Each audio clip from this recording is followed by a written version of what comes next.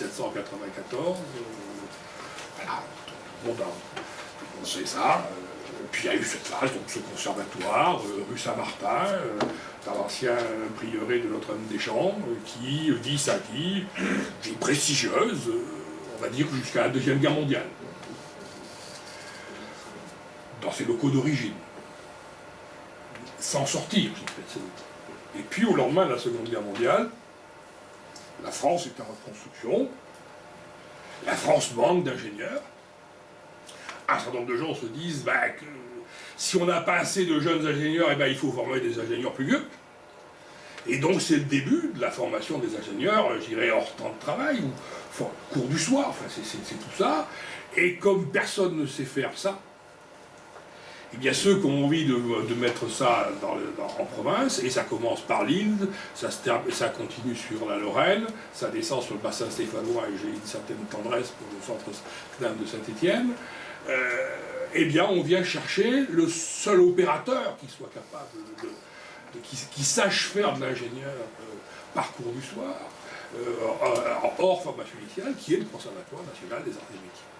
Et se mettent en place un certain nombre de structures dans les différentes zones industrielles qu'on appelle des centres associés, qui sont soit portés par des associations de type 1901, souvent à l'initiative du patronat local, ou des partenaires sociaux, soit portés par des établissements publics du type École des Mines à Nancy, ou IPST à Toulouse, ou à Grenoble.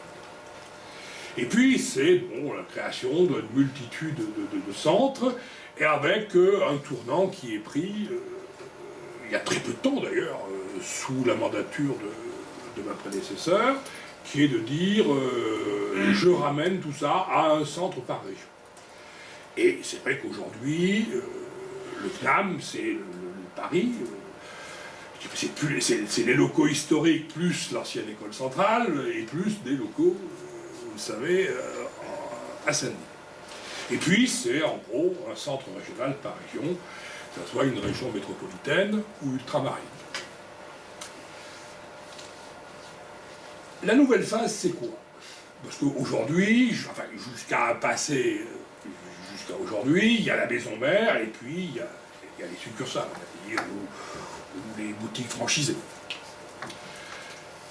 Les nouveaux statuts dont le CNAM s'est doté, et qui ont été publiés donc, il y a moins d'un an, au mois de novembre de l'an dernier, contiennent dans leur article 1 une phrase extrêmement importante qui est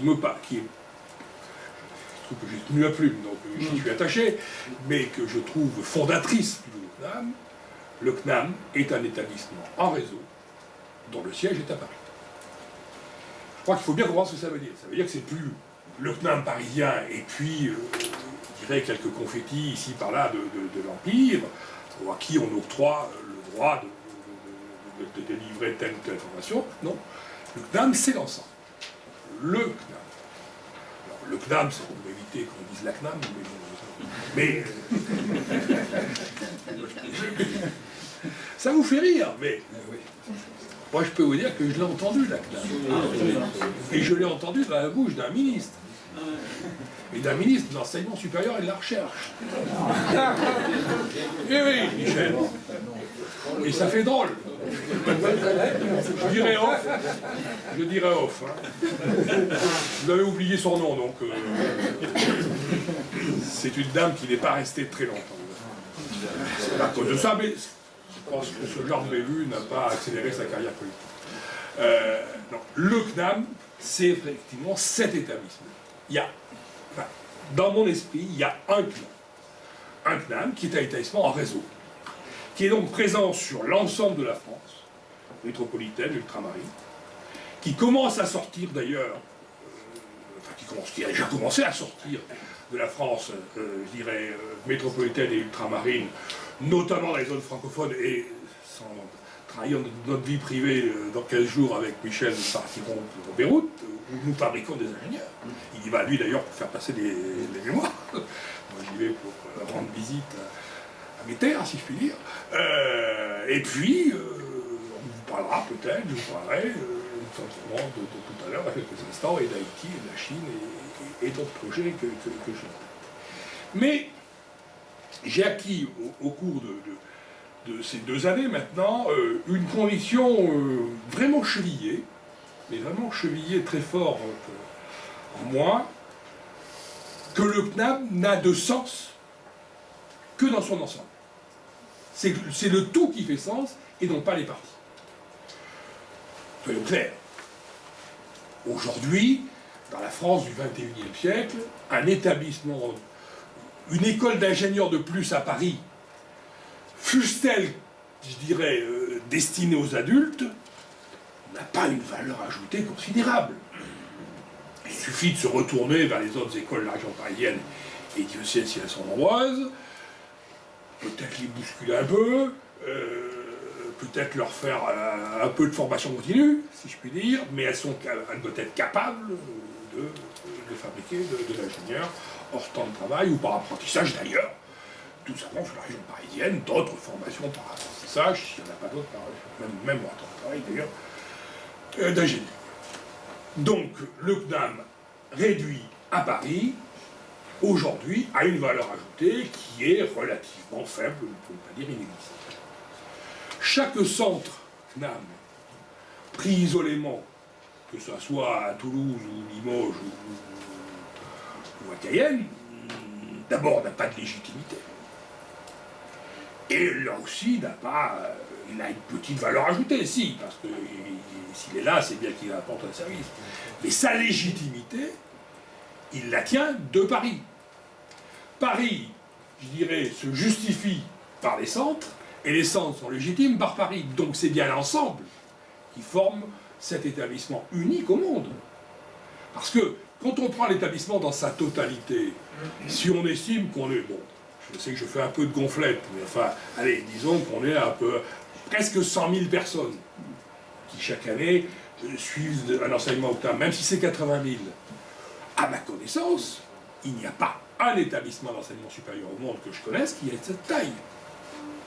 Même les universités chinoises, j'en ai vu 3 cet été, on pourrait penser qu'en Chine, les universités sont importantes. Comme tout est important en Chine, moi, les universités chinoises que j'ai vues, elles font au maximum 30 000 étudiants. Ce qui est extraordinaire en France. En France, la plus grosse université, à ma connaissance, c'est Paris 1, qui est à 40 000 étudiants. Et puis ensuite, très vite, on tombe. Il y a peut-être des universités qui frisent les 100 000, je pense en Égypte. Je ne serais pas surpris de trouver du côté du Caire. Mais en tout cas, un établissement d'enseignement supérieur à 100 000 étudiants, c'est quasiment unique au monde, avec, je dirais, cette couverture spatiale qui est celle du CNAM. Donc cette capacité, sur laquelle nous sommes de plus en plus interpellés d'ailleurs, et je sais que c'est un souci pour ceux qui font tourner la maison CNAM au quotidien. Aujourd'hui, le défi qui nous est lancé, mais sur lequel, notamment les ingénieurs nous réussissons particulièrement bien, j'en dirai pas autant de toutes nos formations, c'est de garantir la même qualité que l'on soit à Nouméa ou que l'on soit à Paris. Et ça, aujourd'hui, personne d'autre n'est capable de le faire. Donc le CNAM a bien là une vraie légitimité par cette capacité qu'il a, je dirais, à se projeter sur un espace sur lequel personne d'autre ne peut le faire, en garantissant, par son histoire, par son savoir-faire, une qualité de formation qui soit rigoureusement la même. Alors c'est pas facile, mais c'est, je crois, le plus fort du CNAM, et vous savez parfaitement que la commission de politique d'ingénieurs n'est pas réputée pour être particulièrement laxiste, et que si elle continue à accorder cette confiance-là au CNAM sur cette capacité, je dirais, à se déployer, c'est bien qu'elle nous offre un certain nombre de garanties. Mais vraiment, je voulais vous faire comprendre, vous faire prendre conscience ce matin, puisque je suppose que vous êtes un peu répartis sur l'ensemble de l'espace français, francophone, qu'aujourd'hui, il faut vraiment penser qu'on a franchi un pas. On a franchi un pas, que justement le titre d'ingénieur est probablement celui qui nous a permis le mieux de le franchir. Et je pense que si on intègre bien ça, on a vraiment là des marges de progrès à faire, dans la logique qui est la mienne, sur toutes les formations, ingénieurs ou autres. J'ai toujours dit, contrairement peut-être à ce qui a été fait par le passé, le CNAM, c'est un partenaire d'une loyauté irréprochable avec nous. J'ai aucun compte à régler, je suis en compétition avec personne. Nous sommes un opérateur aux côtés des autres, aux côtés des universités, aux côtés des autres écoles. Il y a de la place pour tout le monde. On a une vraie valeur ajoutée qui est celle que je viens de dire, c'est cette capacité à être partout. Ouais, il y a tout, c'est partout. Hein. Et cette capacité à faire autrement. Nous sommes le seul établissement à avoir pratiquement tous les modes d'enseignement.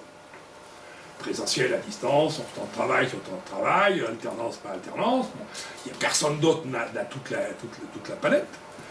On a une palette importante de spécialités, peut-être d'ailleurs on en avoir d'autres dans le futur. Nous avons, je dis souvent, c'est un peu pour taquiner mes autres partenaires, nous au moins on est sûr d'une chose, c'est que nos ingénieurs ils savent travailler parce qu'ils travaillent déjà. Ah oui. Bah, vous savez, moi j'ai fait. Il y a un point commun entre nous tous, c'est qu'on est tous ingénieurs dans cette salle. Moi j'ai fait une école d'ingénieur que j'adore, avec qui j'entretiens des relations de grande affection. Mais dans ma promo, il y en a qui n'ont jamais été ingénieurs. Bon, vous allez venir, moi non plus. Mais moi c'est pour d'autres raisons, parce que ma carrière a tourné différemment. Il y en a parce qu'on s'est aperçu, après qu'ils aient eu le titre, qu'ils ne savaient pas le faire. Bon. Et. Moi, j'ai croisé des X dans ma vie, heureusement, quand j'avais mis dans une entreprise. Ça aurait été quand même probablement une catastrophe. Nous, ça, on ne peut pas nous le reprocher. Puisque nos ingénieurs, si je puis dire, eux, ils travaillent déjà. On est un CD, on est des faiseurs. Comment, oui. Donc, je veux dire, c'est une force. Donc, voilà, ça me paraît un point important. On y a fait allusion